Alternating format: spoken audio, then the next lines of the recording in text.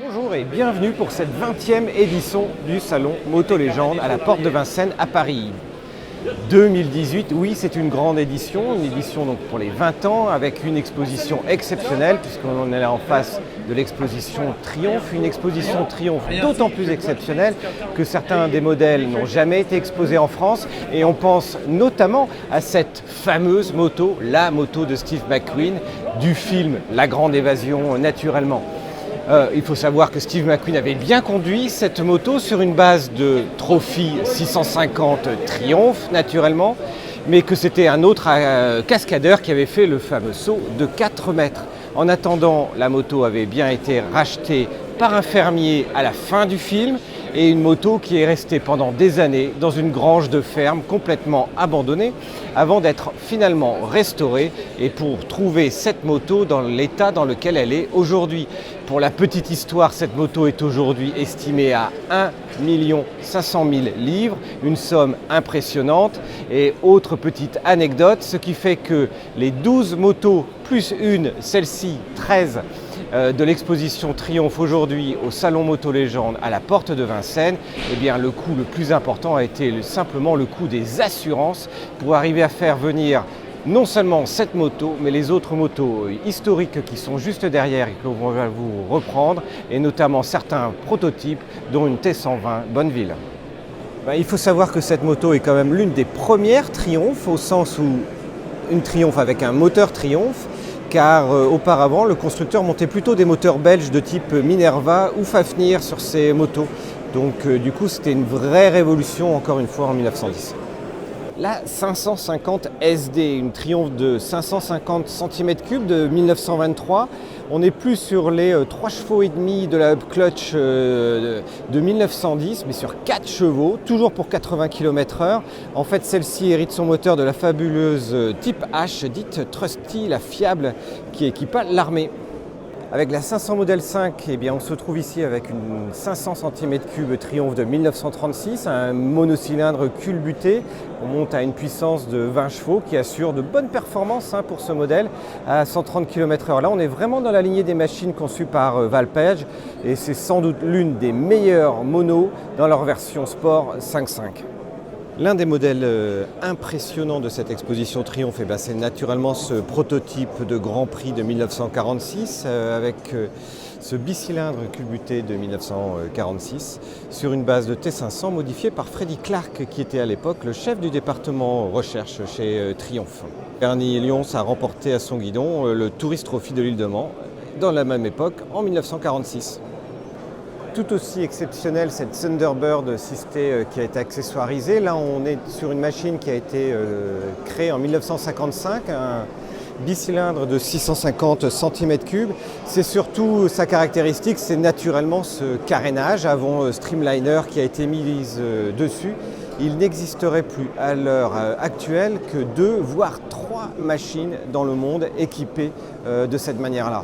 Ce qui en fait encore une nouvelle fois l'une des machines exceptionnelles de cette exposition spéciale Triomphe sur le Salon Moto Légende. Avec la 505T Speed Twin créée et montée en 1946, là on est sur un bicylindre de 500 cm3.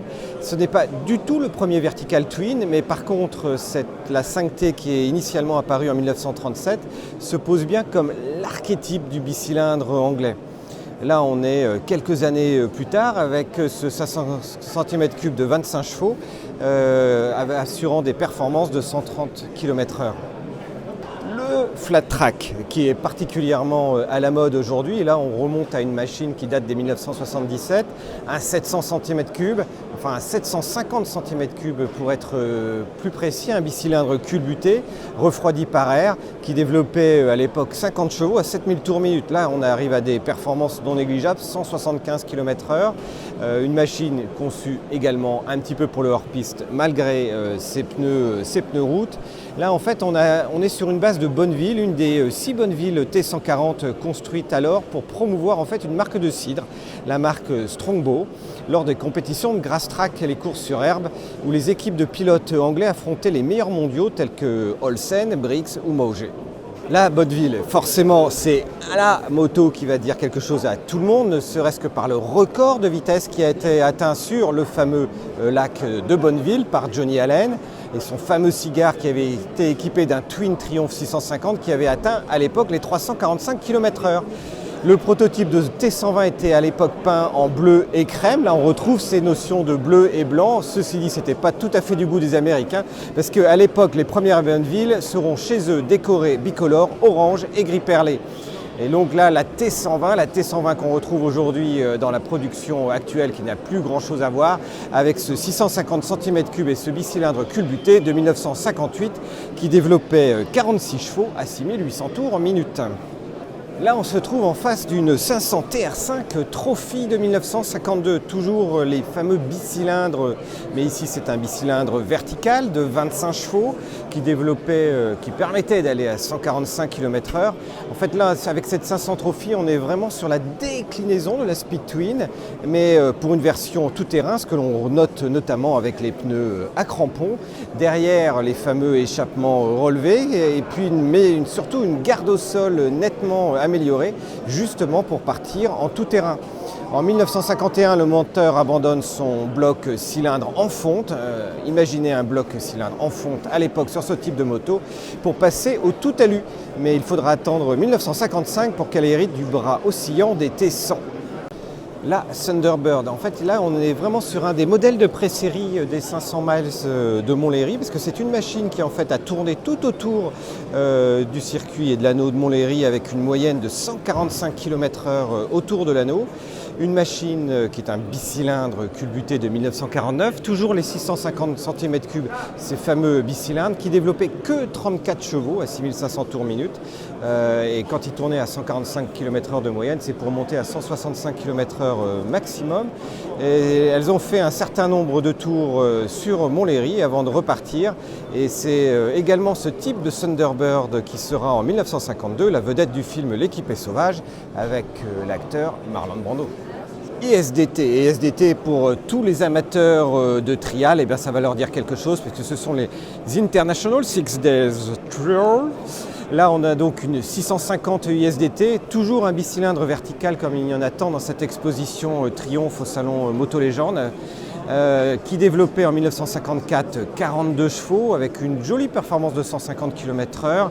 En fait, dès l'après-guerre, les Triumph Twin 500 étaient à peine modifiés et c'était eux qui permettaient d'avoir des victoires et de beaux palmarès en tout-terrain. En 1951, on retrouvera une série de T5 Trophy qui reçoit alors des moteurs de la Thunderbird 650 dont on a parlé juste auparavant. C'est en 1956 que la TR6 Trophy entre au catalogue du constructeur et deviendra tout simplement un best-seller aux États-Unis. TR6 SC Desert Racer, eh bien, on trouve une des toutes premières machines destinées à faire des courses notamment de sable, très en vogue aux États-Unis, principalement pour des grosses lignes droites, du débattement, entre guillemets le début de ce que l'on pourrait appeler du scrambler, voire ce qu'à l'époque on appelait du trail, parce que là on est en 1963 avec ce bicylindre de 650 cm3 qui développait alors 42 chevaux à 6500 tours minute. Il est 11h du matin, la foule a juste envahi cette 20e édition du Salon de Vincennes et du Salon Moto Légende à Vincennes. C'est juste absolument incroyable. Autant vous dire qu'en général, on s'attendait à ce que ce soit le vendredi après-midi et le week-end. Ce week-end, ça va être blindé ici à Paris. En attendant, si vous avez apprécié les découvertes de ces modèles d'exception, Triomphe, les musées, on en voit aussi régulièrement. Vous pouvez retrouver sur le repère des motards une visite notamment du musée de Birmingham. Un musée de Birmingham dont viennent la plupart de ces modèles-là, même s'il y a également des modèles qui appartiennent encore à quelques privés. On va vous présenter encore d'autres visites et on va encore voyager dans les mois à venir pour vous proposer des visites en vidéo des fameux musées, que ce soit en Italie, en Angleterre, en Allemagne et dans toute l'Europe. Donc si vous avez aimé et que vous voulez découvrir de nouvelles anciennes, en savoir plus sur ces motos de légende ainsi que sur les pilotes de légende, eh bien pensez à vous abonner en cliquant en bas à droite. À très bientôt, merci de nous suivre et un petit pouce si vous avez aimé.